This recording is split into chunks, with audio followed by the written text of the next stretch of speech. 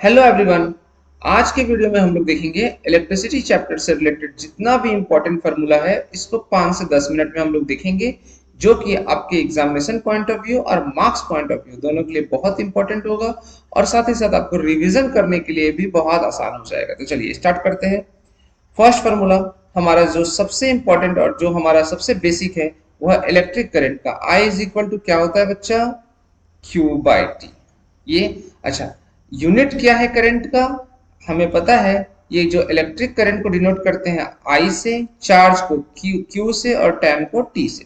तो अगर मैं यूनिट का बात करूं तो यूनिट इसका हो जाता है एम्पियर, और एम्पियर को किससे डिनोट करते हैं, कैपिटल ए से करते हैं। ठीक है। नेक्स्ट हमारा फॉर्मूला है पोटेंशियल डिफरेंस का, V is equal to W by Q. ठीक है।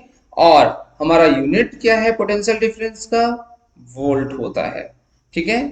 नेक्स्ट है ओम्स लॉ। हमें पता है ओम्स लॉ का फॉर्मूला क्या है, V is equal to I R. ठीक है। यहां पर फिर से ये जो सेकेंड फार्मूला और थर्ड फार्मूला में दोनों पोटेंशियल डिफरेंस है, और पोटेंशियल डिफरेंस को हम लोग डिनोट करते हैं, ऐसा यूनिट हमारा है वोल्ट, और डिनोट करते हैं हम लोग कैपिटल V से। ये भी क्या हो जाएगा, कैपिटल V। ठीक है। नेक्स्ट हमारा मोस्ट इंपॉर्टेंट फार्मूला है वो है resistance. Resistance R is directly proportional to, हमें पता है, L by means length and inversely proportional to area. तो रेजिस्टेंस का जब लेंथ और एरिया का रिलेशन हमने देख लिया, तो ये जो प्रोपोर्शनैलिटी साइन है इसका हमको काम करना होगा रिमूव करके, है ना। तो कैसे रिमूव करते हैं बच्चा, हम लोग इसमें एक कांस्टेंट पुट करते हैं जिसको हम लोग यहाँ पे रेजिस्टिविटी बोलेंगे। ये क्या है, R is means R is equal to rho L by A। ये रो क्या है, रेजिस्टिविटी। यहाँ पर मैं लिख देता हूँ आपके लिए आसान होगा, रेजिस्टिविटी, है ना। यहाँ पर एक हमारा फॉर्मूला निकल करके आया, R का value R is equal to rho L by A। अच्छा चलिए नेक्स्ट है, अच्छा इसका हमारा फिर यूनिट क्या हो जाएगा, रेजिस्टेंस का यूनिट होता है बच्चा ओम। क्या होता है, ओम। ये सिंबल है, this is the symbol of ohm. अब नेक्स्ट आता है रेजिस्टिविटी। तो हम जो फोर्थ फार्मूला में देखे हैं रेजिस्टिविटी मींस रेजिस्टेंस, यहां से हम डिराइव कर सकते हैं रेजिस्टिविटी का formula, rho is equal to R। ये जो A है लेफ्ट हैंड साइड जाएगा तो मल्टीप्लाई में होगा by L, R into A by L. ये हो गया हमारा रेजिस्टिविटी का फार्मूला। अगर मैं रेजिस्टिविटी का यूनिट का बात करूं तो हो जाएगा ओम और मीटर, ओम मीटर। चलिए आई थिंक सबको समझ में आ रहा होगा। अब ये जितना भी फार्मूला है इसको लिखते चलिए, आपको अपने कॉपी में रिवीजन करने के लिए चीजें बहुत आसान हो जाएगा। चलिए अब हम लोग देखेंगे कॉम्बिनेशन ऑफ रेजिस्टेंस। जब रेजिस्टेंस सीरीज में कंबाइन होगा तो वहां पे कौन सा फार्मूला लगाएंगे, तो वहां पे हम लगाएंगे R S. S stand for series. R1 जितना भी रेजिस्टेंस होगा उसको हम क्या करते हैं, अलजेब्रिकली ऐड करते हैं, Rn। ठीक है। ये फार्मूला नंबर 6। अगर मैं बात करूं combination of resistance in parallel, parallel resistance का कॉम्बिनेशन क्या होगा, तो यहां पर देखिए reciprocal of parallel resistance is equal to 1 by R1 plus 1 by R2 plus dot dot dot, चाहे जितना भी रेजिस्टेंस होगा उसका रेसिप्रोकल से हम क्या कर देंगे, सम कर देंगे। तो ये हमारा फॉर्मूला निकल गया, रेजिस्टेंस कनेक्टेड इन पैरेलल। चलिए अब नेक्स्ट देखते हैं, नेक्स्ट फार्मूला बहुत इंपॉर्टेंट फार्मूला है सारा। चलिए को अब नेक्स्ट फार्मूला है फार्मूला नंबर 8। अब आते हैं हम लोग पावर में। पावर इज इक्वल टू होता है बच्चा work done with respect to time. Work done is equal work done with respect to time, power is equal to W by T. ठीक है। अच्छा पावर का यूनिट क्या होगा, पावर का यूनिट होता है वॉट। क्या होता है, वाट। अच्छा इसका वाट जो है, वाट का हाईएस्ट यूनिट क्या होता है बच्चा, किलोवाट। क्या होता है, किलो वाट। ठीक है। इसको हम लोग के डब्ल्यू से डिनोट करते हैं, किससे डिनोट करते हैं, के डब्ल्यू से। वाट को किससे डिनोट करते हैं, डब्ल्यू से, है ना। चलिए अब नेक्स्ट है P is equal to V I, power is equal to potential difference into current. ठीक है।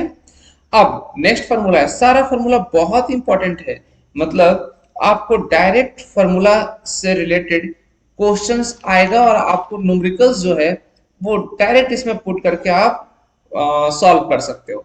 नेक्स्ट फॉर्मूला पावर का है बच्चा, किसके टर्म्स में? रेजिस्टेंस और करंट के टर्म्स में। हम इसको लिख सकते हैं आई स्क्वायर बाय आर। ये कैसे लिखा बच्चा? यहाँ देखिए, जो ये मेरा फॉर्मूला है P is equal to V I, यहीं से हमने इसको डिराइव किया। अब यहाँ पर देखिए, अब हम लिख सकते हैं means V is equal to I R होता है हमारा बच्चा। अब हम V का वैल्यू को इस इक्वेशन में पुट कर देते हैं या इस फॉर्मूला में पुट करते हैं, तो हमारा क्या हो जाएगा आप देखिए P is equal to I R हमने पुट किया और I हमारा पहले से था यहाँ पे।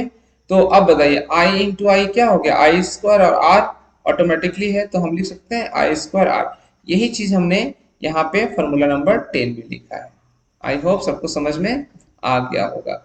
अब चलिए नेक्स्ट फॉर्मूला है हमारा P is equal to V square are.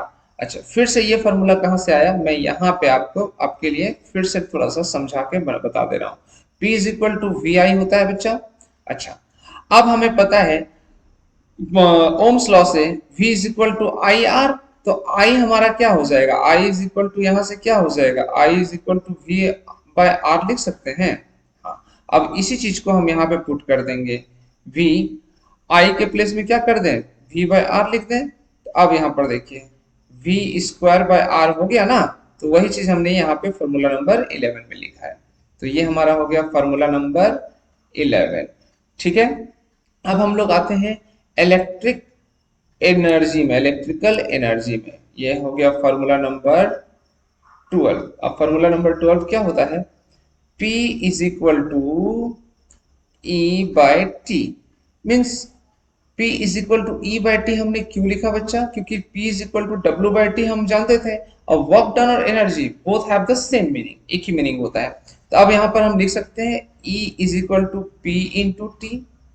कोई दिक्कत नहीं, इसको जस्ट ट्रांसपोज कर दिया हमने लेफ्ट हैंड साइड, तो हमारा एनर्जी का फॉर्मूला क्या आ गया? P into T. अब यहाँ पर देखिए एनर्जी इज इक्वल टू हम जानते हैं क्या होता है? V I T. ये दूसरा मीन्स नेक्स्ट फार्मूला है, ये फार्मूला नंबर 13 और ये फार्मूला नंबर 14।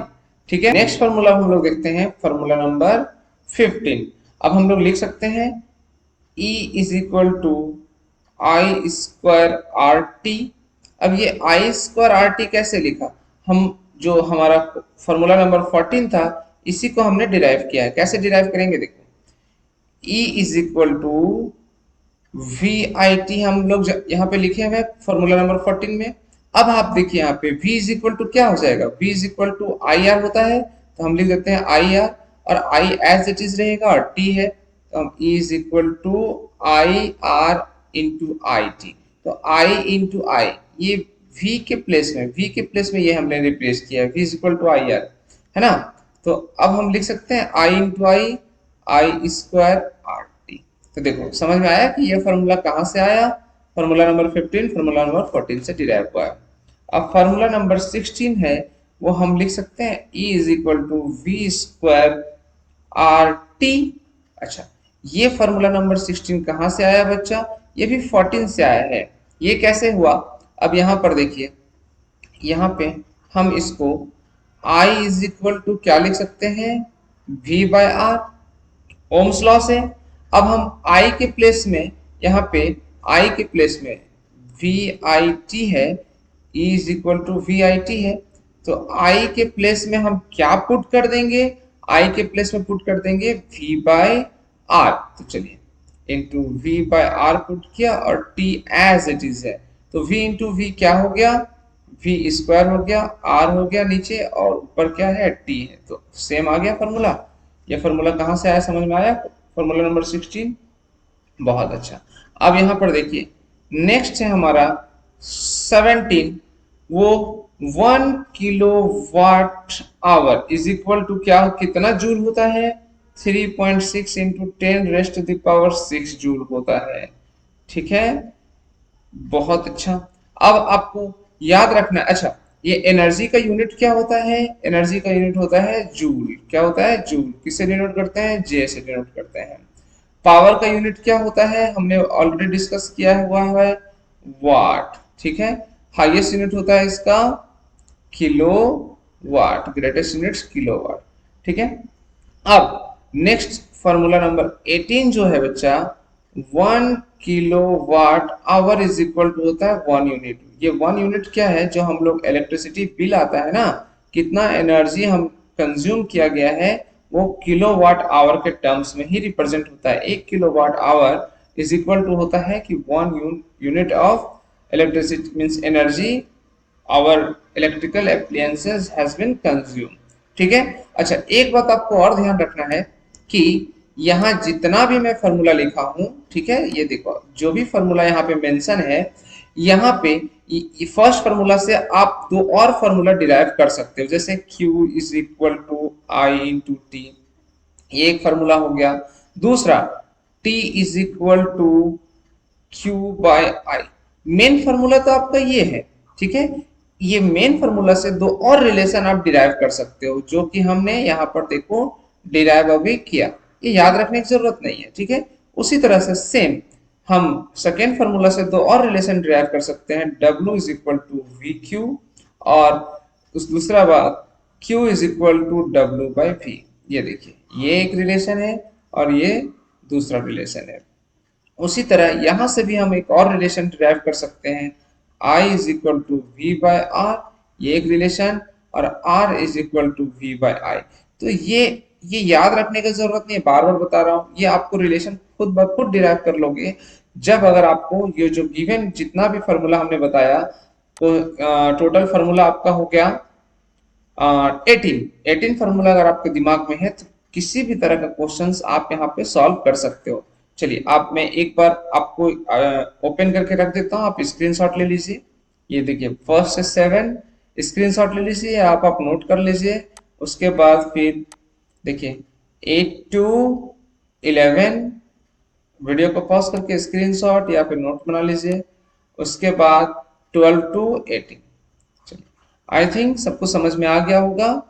आज के लिए इतना ही, फिर नेक्स्ट वीडियो में हम लोग नया कंसेप्ट के साथ शॉर्ट वीडियो के साथ आएंगे। तब तक के लिए थैंक यू, टेक केयर।